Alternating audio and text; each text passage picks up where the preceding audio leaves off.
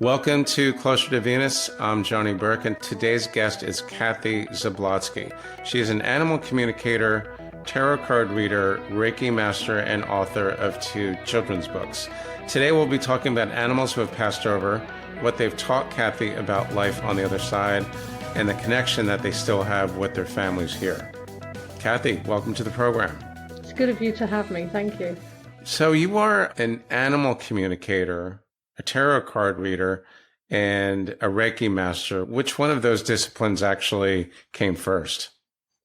Tarot cards. Really? Okay. Can you tell us how that happened and how that led to your interest in Reiki and eventually becoming an animal communicator? When I was about 19, I had my cards read for the first time. And the only time for many, many years. And I was fascinated by it and wanted to learn. But I didn't want to learn from books. I actually waited many years before someone came along and taught me in 2000. And she actually told me not to read any books, that she would teach me without the books. And I started reading cards for friends and family once I became familiar with them, and then graduated to reading cards at psychic fairs and other events. Okay. So with the tarot, isn't it true that one has to have some kind of psychic ability in order to do effective readings? Is that true? I think we all have some level of psychic ability, whether we're aware of it or not. And one thing I love about cards is they will do everything they can to bring you a message. And I tend to view reading the cards very much as reading a story that's presented to you. And I actually teach people intuitive tarot to read the cards without any knowledge of what they mean. And I find that that brings forth your intuition and your psychic ability if you do it that way. But I think we can all read cards, like I think we can all speak to the dead, we can all communicate with animals, but most of us will never want to, plan to, or even think about doing it. So teaching people how to read the tarot intuitively, they don't have to know the meaning of every single card, which will actually tap in to their psychic ability even more? Yes, because what I believe is that in any given moment when a card is drawn, what that card means depends on many things and what it presents to you as a reader. It's involved in the energy of the reader, the abilities of the reader, the energy of the person you're reading for, what's going on in their lives at that precise moment in time. And so you can pick up a card and, for example, notice a cup in the card with a particular thing in the cup. And if that's the first thing you see, that's the message the card is bringing you, is about that cup.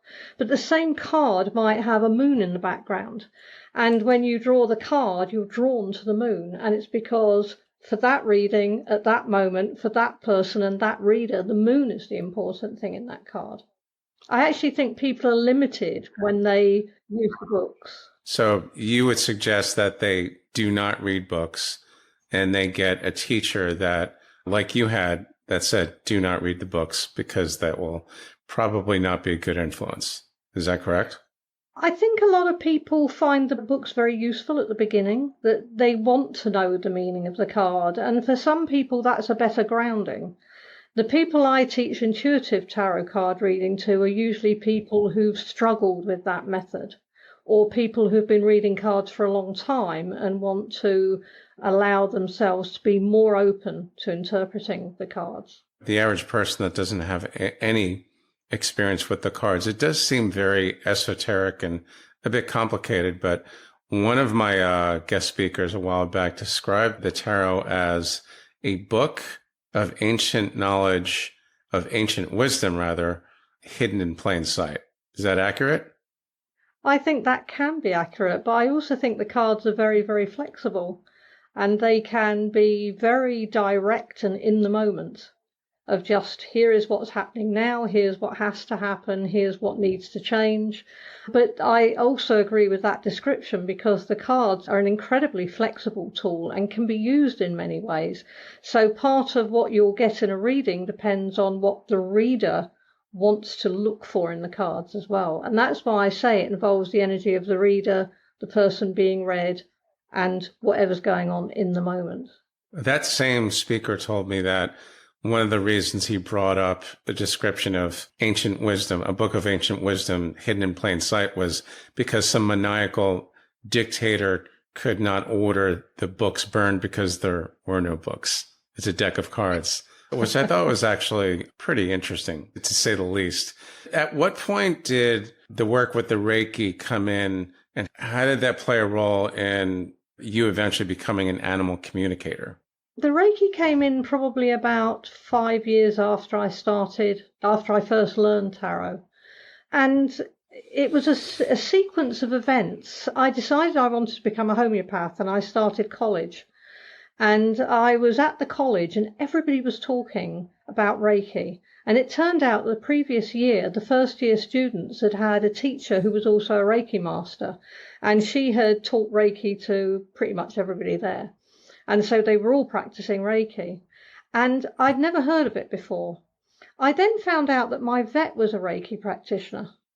That he didn't talk about it very much because people would think he was crazy. You know, your average pet owner, he thought, and this was a while ago, so he was probably right. And then a few weeks after that, I told my mother about this, and I was visiting her, and she said, "You won't believe this." And she opened her local newspaper, and there was a centre page spread about a lady who was a Reiki Master teacher who lived in the local area. And it had her contact details, so we got in touch with her, and we both went along and did Reiki 1 with her. So it's like the universe was presenting Reiki to me. You must follow this up. I'm going to keep throwing this at you till you do something about it. And I think the universe does do that to us. I think it does too. At least that's what I've been told. And speaking of Reiki and energy healing, it seems to be a portal or an entry point for many people that eventually find themselves on an intuitive path. Would you agree with that or not necessarily? Absolutely agree. When you learn Reiki, it opens something up in you. There's no doubt about it. And what it opens and to what level depends on the individual, but it definitely changes you and makes you, I think, more receptive to things that you probably weren't before, particularly anything connected with energy. And after all, we are energy, our souls are energy, everything's energy. So it does open the door to other connections, I believe. It does seem to do that because it comes up quite a bit, a lot more than I thought it would. So you're an animal communicator. You don't seem to really do this kind of work with humans, but why focus on pets instead of humans? I just feel that's my soul's purpose. That's why I came to this planet at this time, reincarnated this time, was to do this work. I utterly, completely believe that. Whenever someone brings up reincarnation, it brings up discussions about past lives and sometimes even the life in between life space. So have you experienced any of that in your work, or have you ever had past life regressions, or is it just a download?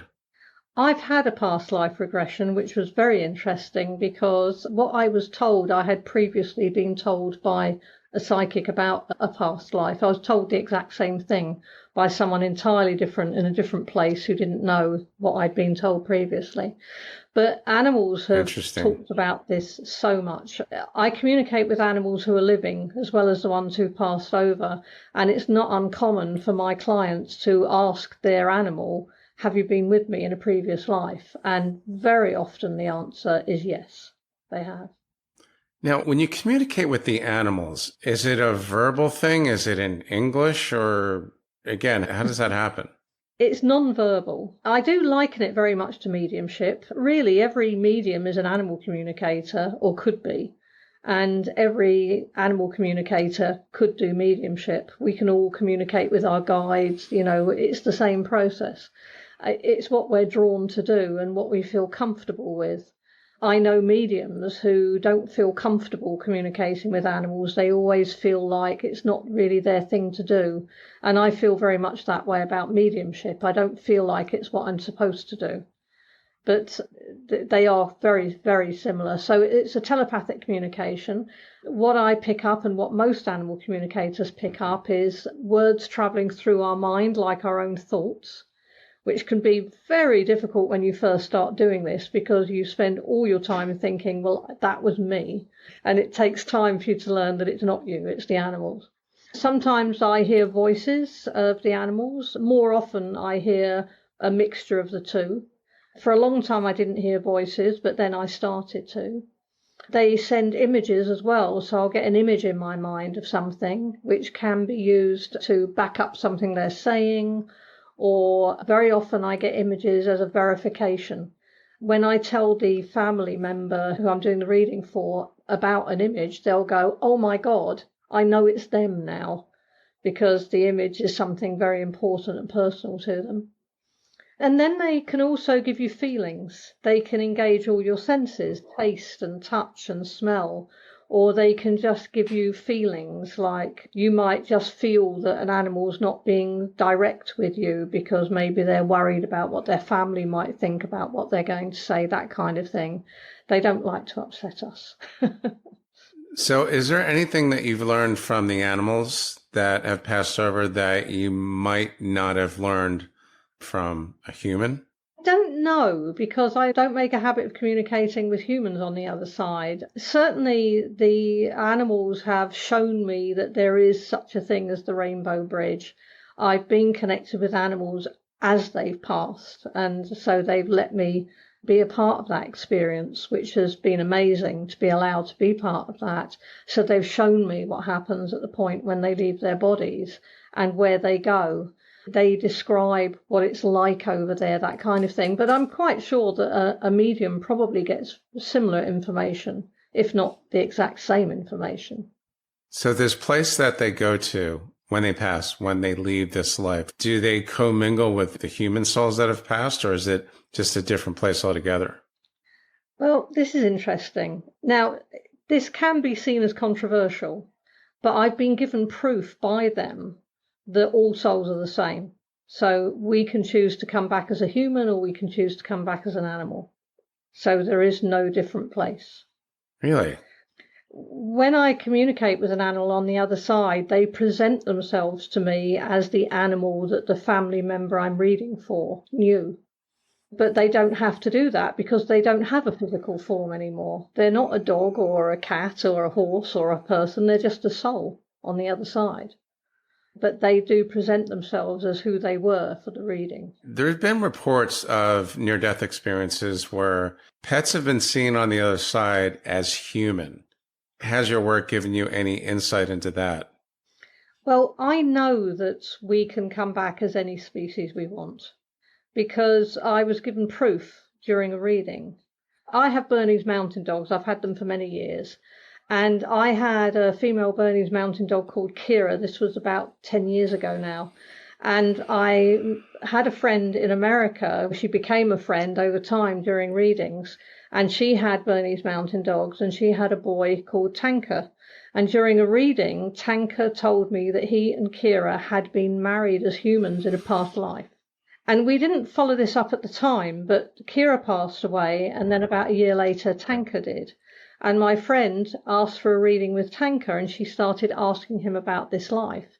Now, I can't remember all the details, but Tanker said his name was Ben Johnson, and he worked as a blacksmith, that he lived in a village in the south of England in the mid-1800s.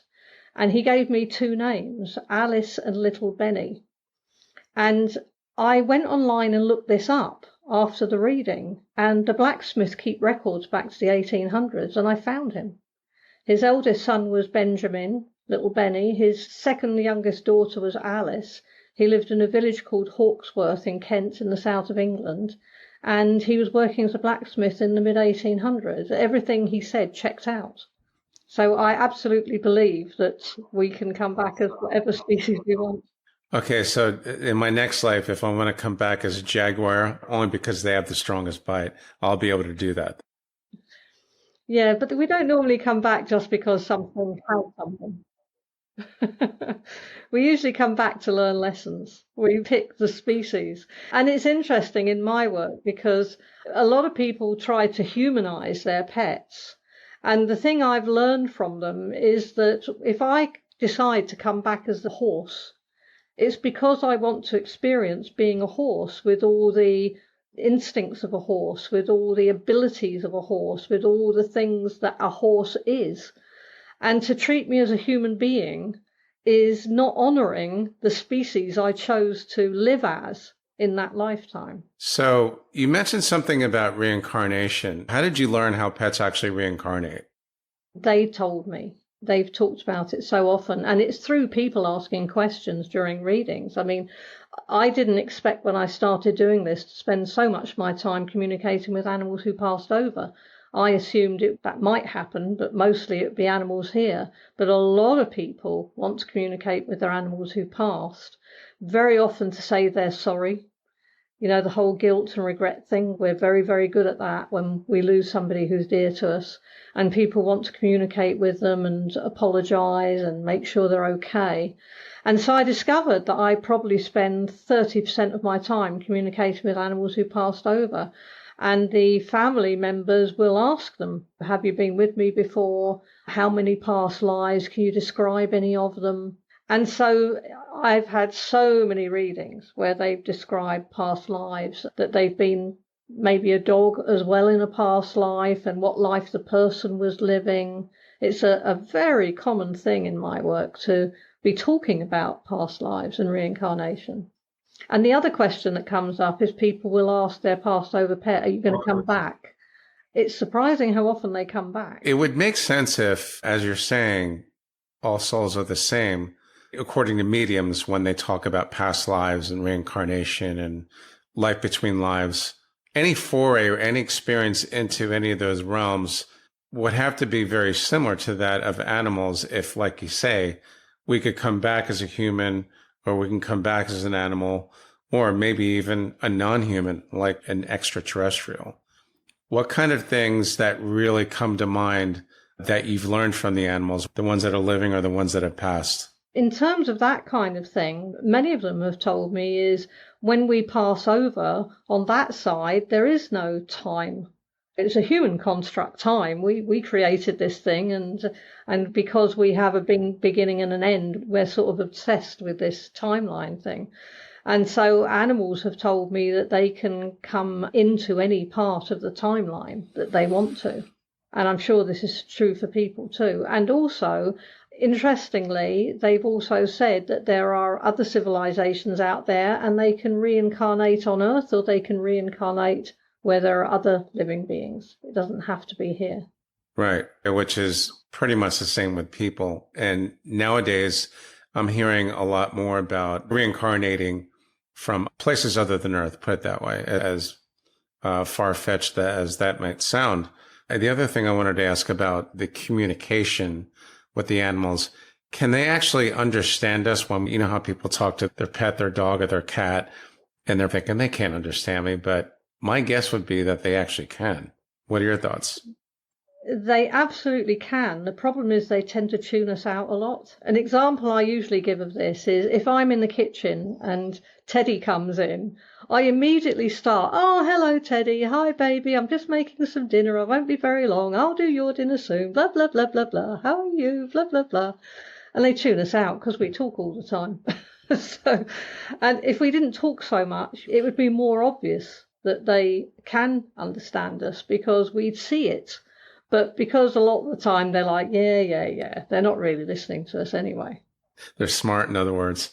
Interesting. One big takeaway from this is that you should be very careful what things you say in front of your pet because they actually can understand you. Well, they can read us the same as we can read them. So they can read your thoughts as well as your words. And I absolutely agree with you on that. I think words are incredibly powerful things. It's like if you're constantly telling a child they're clumsy, they become clumsy. They become clumsier and clumsier because they're constantly being fed this thought that they're clumsy. And I actually, funnily enough, just the other day recommended to somebody that they change the name of their horse that they recently bought because his name's Loki and he nips and he has some really bad habits. And I said to her, you know, names are very powerful things. And if you're naming a horse after the god of mischief, you've kind of got to expect that horse is going to be pretty mischievous. So if you want him to calm down, it might be a good idea to think about either asking him what he'd like to be called or picking a different name for him. Let's talk about grief. You believe that people that grieve for their animals when they pass might actually be preventing them from moving on. I've heard this a number of times with people where apparently the medium or some intuitive makes contact with the spirit, and the grieving apparently makes it harder for that spirit, that soul, to move on. You agree? No, I actually don't agree with that. I don't believe that. I think it's completely untrue. My experience with talking to animals, they've made it very, very clear that if they hang around, it's through their choice. It may be that they're very worried about a family member who's grieving hard, but they're choosing to stay. The grieving isn't holding them. Nobody can hold them here. They can make a choice to stay, but we can't keep them here by grieving. And we need to grieve. It's really important that we allow that process to happen, you know? Well, losing a pet is a lot like losing a family member, which I'm sure a lot of people will agree, because you get attached to them. It's hard. We've all definitely been through that. So anything else that we should know about communicating with animals, whether it's us or through a session with a practitioner like you? Well, one thing I like to encourage my clients to do is communicate with their own animals through visualization. You know, we may not be able to pick up what they're trying to tell us in terms of telepathic communication, but we can certainly do it the other way around. So, for example, if you have a dog with separation anxiety, before you leave the house, just visualize, you say goodbye, you leave the house, your dog goes and lies down and rests calmly while you're gone. And then you come home and there's a big happy reunion. And very often animals respond incredibly well to visualization. But obviously, if you want to hear what they've got to say, that's where people will come to an animal communicator, so that we can ask very specific questions and get answers to those questions. A lot of people use a reading just to pass messages to their animals, and I often say you could have just done that. You don't need an animal communicator to give them information. It's the getting it back that you need a communicator for. Do you think that profession, being an animal communicator, will it eventually be as popular as going to a medium, or is it already at that point? I think it is close to being that. It's interesting, in the time I've been doing it, which is nearly 15 years, every now and again I just Google animal communicator to see who comes up. And the numbers are climbing exponentially of people doing animal communication. But a lot of people like me will teach animal communication, and a lot of us don't charge a lot for that, because we'd like to see more people communicating with their own animals, and we'd like to facilitate that. And a lot of people, having learned to communicate with their own pets, will then go on to working with family and friends' pets, and then think, right, you know, I'm getting better at this, I think I'd really like to do it, and they'll become a professional animal communicator. So the numbers are just growing at a rate of knots of the people doing this now. So I think, yes, there aren't as many as there are of mediums, but it's certainly heading in that direction. It is heading in that direction. That's what it sounds like, because I read a book a while back and actually interviewed the author, a book called The Medium Explosion, which again brings up the whole issue of psychics everywhere, mediums, and some of them, many of them, are not as developed as we would like them to be. But overall, you know, with what you do you think that is helping or contributing with raising our vibration, ascension, 3D to 5D, and that type of thing? Yes, I do, because when I teach animal communication, one of the things I explain to people is that when you're doing any kind of work like this, you have to raise your vibration to do the work. And people, unless they're into energy medicine or things like that, aren't aware of this concept. But by people like mediums and psychics and animal communicators teaching people to do the same thing, they're then raising their vibration. And so it's all contributing to everything just going up. The more people raising their vibration, the better. We all know that there are certain factions that are trying to drag us in the opposite direction, but we won't bring that up tonight. But yeah, great stuff. Really It's good to know. So, folks, you listeners out there, be careful what you say to your pets because they can understand you. So, Kathy, thanks so much for joining us tonight. How can our listeners find you online? I have a website which is ispeakwithanimals.com. Not to animals, with animals. Through my website, you can find me on Facebook and Instagram and various other things. Excellent. I will put that in the show notes and the transcript as well. You've been listening to Closer to Venus. I'm Johnny Burke. If you enjoyed today's episode, please consider subscribing. You can also find more info at closertovenus.com. Thanks again for tuning in, and we'll see you next time.